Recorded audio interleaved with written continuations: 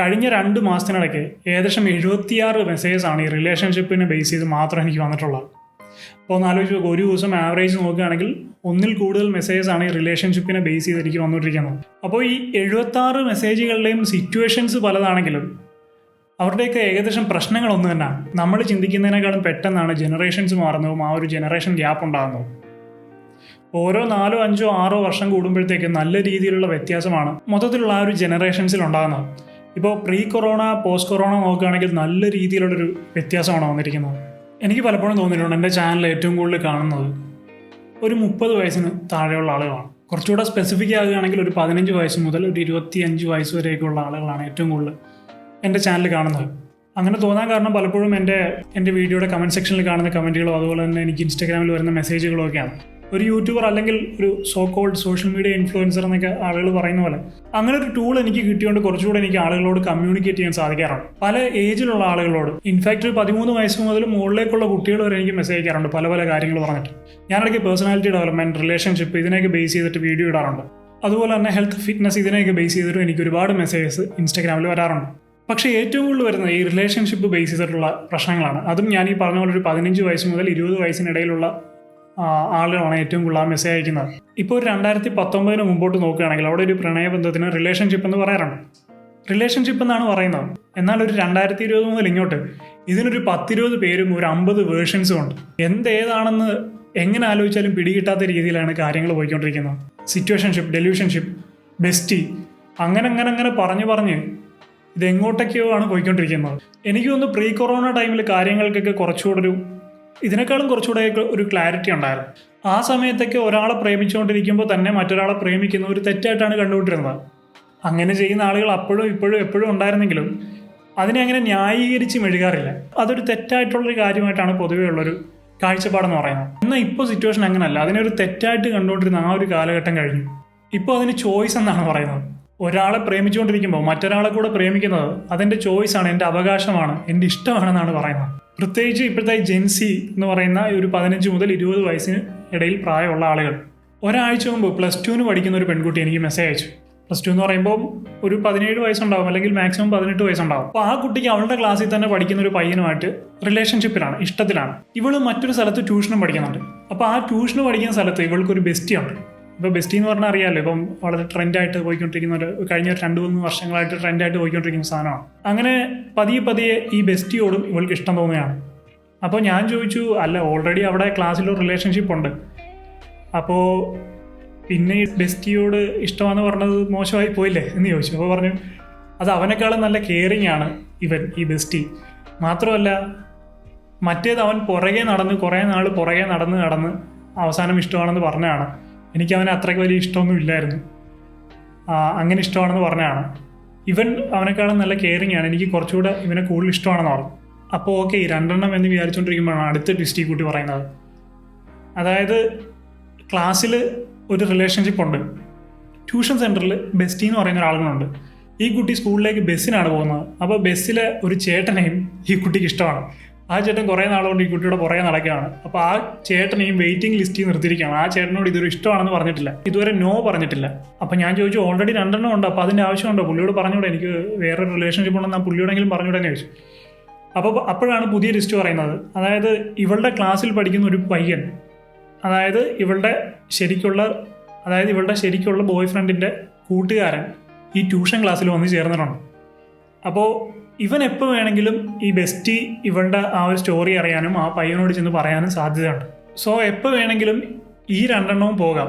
അപ്പോൾ ഒരു backup plan ആയിട്ടാണ് ഈ ബസ്സിലെ ചേട്ടനെ വെച്ചിരിക്കുന്നത്. അപ്പോൾ ഞാൻ ആലോചിക്കുകയാണ്, ഇപ്പോഴത്തെ കുട്ടികളുടെ ആ ഒരു ധൈര്യവും ആ മൈൻഡ് ചേഞ്ചായ കാര്യങ്ങളൊക്കെ, അവർക്കിതൊന്നും ഒരു തെറ്റാണെന്നുള്ള ധാരണയോ അല്ലെങ്കിൽ അങ്ങനെയുള്ള ചിന്തകളൊന്നുമില്ല.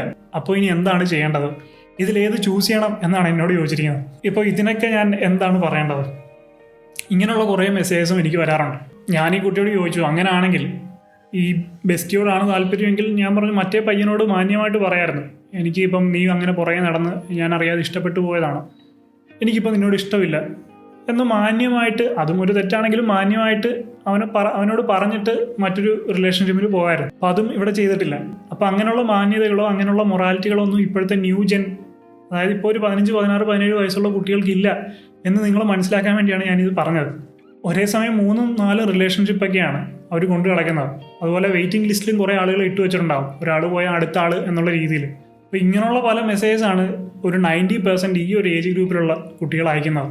എന്നിട്ട് എല്ലാത്തിനും ഓരോ പേരിട്ട് വെച്ചിട്ടുണ്ട്, ബോയ് ഫ്രണ്ട്, ബെസ്റ്റി, സിറ്റുവേഷൻഷിപ്പ്, അങ്ങനെ പല ഫ്രീക്ക് പേരുകളിട്ട് ഇതിനെ വിളിക്കുക. ഞാൻ നേരത്തെ പറഞ്ഞ പോലെ ഈ പ്രീ കൊറോണ ടൈമിൽ ഈ സോഷ്യൽ മീഡിയ, ഇൻസ്റ്റഗ്രാം, എസ്പെഷ്യലി ഇൻസ്റ്റഗ്രാമൊക്കെ ഇത്രയും ആക്റ്റീവായി വരുന്ന ആ ഒരു കാലഘട്ടത്തിന് മുമ്പ്, ഒരു 17, 18, 19 ആ ടൈം വരെയൊക്കെ ഒരു റിലേഷൻഷിപ്പ് പോയി കഴിഞ്ഞാൽ മറ്റൊരു റിലേഷൻഷിപ്പ് എന്ന് പറയുന്നത് കുറച്ച് ഹാർഡായിട്ടുള്ള കാര്യമാണ്, കുറച്ച് ബുദ്ധിമുട്ടാണ് അടുത്തൊരു റിലേഷൻഷിപ്പിലേക്ക് എത്തിപ്പെടാൻ. പക്ഷേ ഇപ്പോൾ കാലം മാറി, ഇപ്പം അവൈലബിലിറ്റി കൂടി. ഒരാൾ ബ്രേക്കപ്പ് പറഞ്ഞു പോയാൽ അടുത്ത 1 മണിക്കൂറിലോ 2 മണിക്കൂറിലോ അടുത്തൊരു റിലേഷൻഷിപ്പ് കിട്ടും എന്നുള്ളൊരവസ്ഥയായി. അതുകൊണ്ട് തന്നെ റിലേഷൻഷിപ്പുകൾക്ക് യാതൊരു തരത്തിലുള്ള വാല്യൂവും അവർ കൊടുക്കുന്നില്ല എന്നുള്ളതാണ്. മറ്റേ നമുക്കൊരു ബ്രേക്കപ്പ് കഴിഞ്ഞൊരു വിഷമ കാലഘട്ടം, അങ്ങനെയൊക്കെ ഒരു കാലഘട്ടം ഉണ്ടായിരുന്നു. ഇപ്പോൾ ഈ സോഷ്യൽ മീഡിയ ഇത്രയധികം ആക്റ്റീവ് ആവുകയും ഇത്രയധികം ചോയ്സുകൾ ഉണ്ടാവുകയും ചെയ്തപ്പോൾ ഒന്ന് പോയാൽ അടുത്ത് എന്നുള്ളൊരു മൈൻഡാണ്. അപ്പോൾ അതിനെപ്പറ്റി അവർ ആലോചിച്ച് വിഷമിക്കുകയോ അങ്ങനെ ഒരു ഫീലിങ്സ് ഉണ്ടാവുകയോ ഒന്നും ഇപ്പോൾ അങ്ങനെ ഉണ്ടാകുന്നില്ല.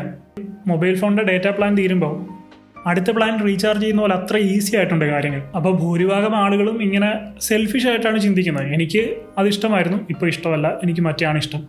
അപ്പുറത്ത് ഈ ഓപ്പോസിറ്റ് ഇരിക്കുന്ന ആളുകളെ കുറിച്ച് ആരും ആലോചിക്കുന്നില്ല. ഇപ്പോൾ ഇൻ കേസ് ഈ കുട്ടിയുടെ കാര്യത്തിൽ തന്നെ ആ ബോയ് ഫ്രണ്ട് എന്ന് പറയുന്ന ആൾ അത് കുറച്ച് സീരിയസ് ആയിട്ട് ഈ കുട്ടി ഇഷ്ടപ്പെടുന്ന ആളാണെങ്കിൽ അയാൾ എത്രത്തോളം ഹേർട്ട് ആവുമെന്ന് നമുക്കറിയില്ല. അപ്പോൾ കൂടുതൽ ആളുകളും ഇങ്ങനെ അവരവരുടെ കാര്യങ്ങൾ മാത്രമാണ് നോക്കുന്നത്. ഞാൻ ലാസ്റ്റായിട്ട് ഈ കുട്ടിയോട് ചോദിച്ചു, ഇതൊക്കെ തൻ്റെ കൺസേൺ മാത്രമാണ് നോക്കുന്നത്, മറ്റുള്ളവരെ കുറിച്ച് ചിന്തിക്കുന്നില്ല. ഇപ്പോൾ തൻ്റെ ബോയ് ഫ്രണ്ട് എന്ന് പറയുന്ന ആൾ അവൻ ഇതൊക്കെ അറിഞ്ഞു കഴിയുമ്പോൾ അവൻ എത്രത്തോളം തകർന്നു പോകുമെന്ന് ചിന്തിച്ചിട്ടുണ്ടാവും. അതുപോലെ തന്നെ ബാക്കി രണ്ടുപേരും. അതുകൊണ്ട് ഈ ഒരു കേസിൽ എനിക്ക് യാതൊരു വിധത്തിലുള്ള സജഷൻസോ ഈ ഒരു കേസിൽ യാതൊരു വിധത്തിലും എനിക്ക് ഹെൽപ്പ് ചെയ്യാൻ സാധിക്കില്ലെന്ന് ഞാൻ പറഞ്ഞു.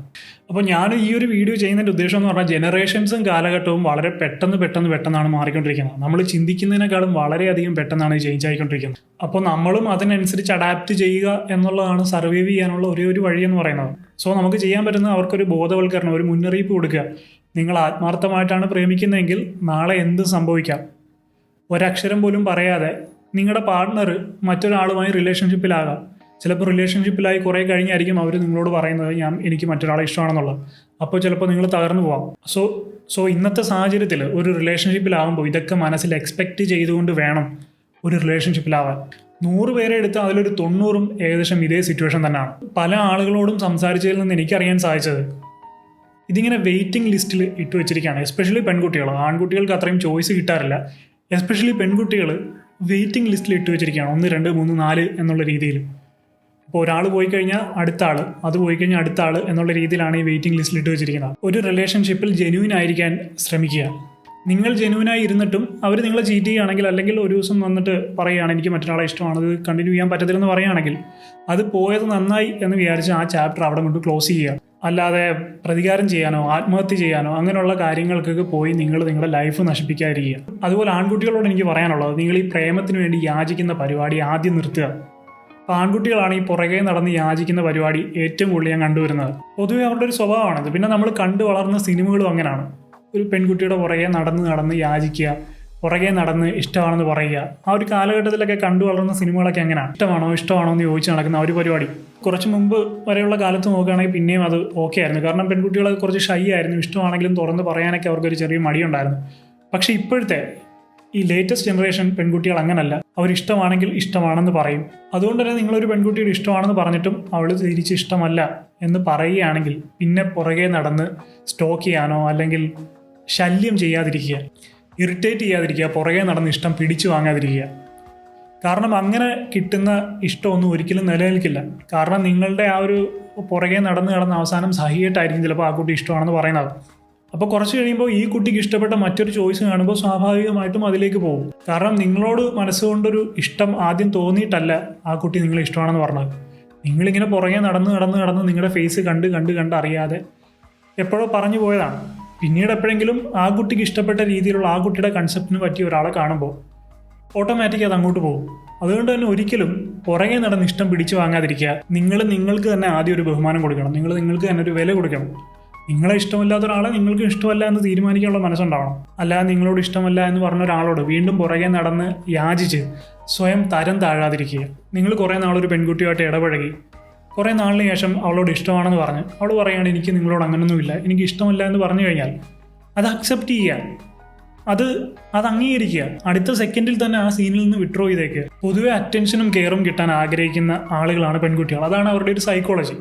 സോ നിങ്ങളുടെ അറ്റൻഷനും കെയറും കിട്ടുന്നില്ല എന്നാകുമ്പോൾ അവരുടെ ഉള്ളിൽ നിങ്ങളോട് എന്തെങ്കിലും ഒരു ഇഷ്ടമുണ്ടെങ്കിൽ തീർച്ചയായും അത് അവരിലൊരു മിസ്സിങ് ഉണ്ടാക്കുകയും ചിലപ്പോൾ കുറച്ച് ദിവസങ്ങൾ കഴിഞ്ഞ് അല്ലെങ്കിൽ 1-2 ആഴ്ചകൾ കഴിഞ്ഞ് അവർ നിങ്ങളെ തിരിച്ച് ഇങ്ങോട്ട് കോൺടാക്ട് ചെയ്യുകയോ ചെയ്യും. അല്ലെങ്കിൽ ചിലപ്പോൾ നിങ്ങൾ ഇഷ്ടമാണെന്ന് തന്നെ പറയും. അങ്ങനെ ഉണ്ടാകുന്ന റിലേഷൻഷിപ്പ് കുറച്ചുകൂടെ സ്ട്രോങ്ങർ ആയിരിക്കും. ആ കുട്ടിക്കും നിങ്ങളോടൊരു മിസ്സിങ് ഉണ്ടായി, നിങ്ങളോടൊരു ഇഷ്ടം ഉണ്ടായിട്ടാണ് ആ റിലേഷൻഷിപ്പ് ഫോം ആവുന്നത്. സോ അതിന് കുറച്ചുകൂടി ഒരു ബേസ് ഉണ്ടാവും. അപ്പോൾ നിങ്ങൾക്കും താല്പര്യം ഉണ്ടെങ്കിൽ, നിങ്ങൾക്കും ഇഷ്ടമുണ്ടെങ്കിൽ അത് അക്സെപ്റ്റ് ചെയ്യാം, മുന്നോട്ട് പോകാം. ഇനി അങ്ങനെ വന്നില്ലെങ്കിൽ നിങ്ങൾ നിങ്ങളുടെ ജീവിതത്തിലെ മറ്റു കാര്യങ്ങൾ നോക്കി മുന്നോട്ട് പോവുക. ആകെ ഒരു ചെറിയ ജീവിതമാണ് നമുക്കുള്ളത്. അതിൽ ഒരുപാട് കാര്യങ്ങൾ നമുക്ക് ചെയ്യാനുണ്ട്, ഒരുപാട് കാര്യങ്ങൾ പഠിക്കാനുണ്ട്. സോ പണ്ട് നമ്മൾ സിനിമകളിലൊക്കെ കണ്ട് ശീലിച്ച പോലെയുള്ള, അല്ലെങ്കിൽ കുറച്ച് നാൾ മുമ്പ് വരെ നമ്മൾ കണ്ടിട്ടുള്ള പോലെയുള്ള ആ ഒലിപ്പിച്ച് നടക്കുന്ന പരിപാടി, അല്ലെങ്കിൽ പുറകെ യാചിച്ച് നടക്കുന്ന പരിപാടി ഇന്നത്തെ കാലഘട്ടത്തിന് ഒട്ടും ചേർന്നതല്ല. അവസാനം വിഷമിക്കുന്നത് നിങ്ങൾ തന്നെയായിരിക്കും. പിന്നെ ബ്രേക്കപ്പിനെ പറ്റി ചോദിച്ചുകൊണ്ട് കുറേ ആളുകൾ മെസ്സേജ് ചെയ്യാറുണ്ട്, ഇതിന്നെങ്ങനെ പുറത്തു വരും എന്നൊക്കെ ചോദിച്ചിട്ട്. സോ അതിനെപ്പറ്റിയൊക്കെ വളരെ ഡീറ്റെയിൽ ആയിട്ട് ഓൾറെഡി ഞാൻ ഒരു വീഡിയോ ചെയ്തിട്ടുണ്ട്. അപ്പോൾ അത് കാണാൻ താല്പര്യമുള്ളവർക്ക് അതിൻ്റെ ലിങ്ക് ഞാൻ മുകളിൽ ഐ ബട്ടണിലും ഡിസ്ക്രിപ്ഷനിലും കൊടുത്തേക്കാം. താല്പര്യമുള്ളവർ അത് കയറി കാണുക. കുറച്ചുകൂടെയൊക്കെ ഡീറ്റെയിൽ ആയിട്ട് അതിനകത്ത് ഞാൻ കാര്യങ്ങൾ പറഞ്ഞിട്ടുണ്ട്. ഇങ്ങനെ കുറച്ച് മെസ്സേജുകൾ കണ്ടതുകൊണ്ടും ഇങ്ങനെയുള്ളൊരു പുതിയ ട്രെൻഡ് കണ്ടതുകൊണ്ടും ഇങ്ങനൊരു വീഡിയോ ചെയ്യണമെന്ന് തോന്നി. കാരണം ഈ ട്രെൻഡ് മാറിയൊന്നും അറിയാത്ത കുറേ ആളുകളുണ്ട്. സോ അവരും കൂടി ഇത് അറിഞ്ഞോട്ടെ എന്ന് വിചാരിച്ചിട്ടാണ് ഇങ്ങനൊരു വീഡിയോ ചെയ്യുന്നത്. വീഡിയോ ഇഷ്ടമായെങ്കിൽ തീർച്ചയായും വീഡിയോ ലൈക്ക് ചെയ്യുക, എൻ്റെ ചാനൽ സബ്സ്ക്രൈബ് ചെയ്ത് ബെൽ ബട്ടൺ എനേബിൾ ചെയ്ത് വെക്കുക. ഫേസ്ബുക്കിൽ ഈ വീഡിയോ കാണുന്ന സുഹൃത്തുക്കൾ എൻ്റെ പേജ് ഫോളോ ചെയ്യാനും വീഡിയോ ലൈക്ക് ചെയ്യാനും ഷെയർ ചെയ്യാനും മറക്കരുത്. സോ മറ്റൊരു ഇൻട്രസ്റ്റിംഗ് വീഡിയോ ആയി കാണുന്നവരെ I am Adil Hussain signing of.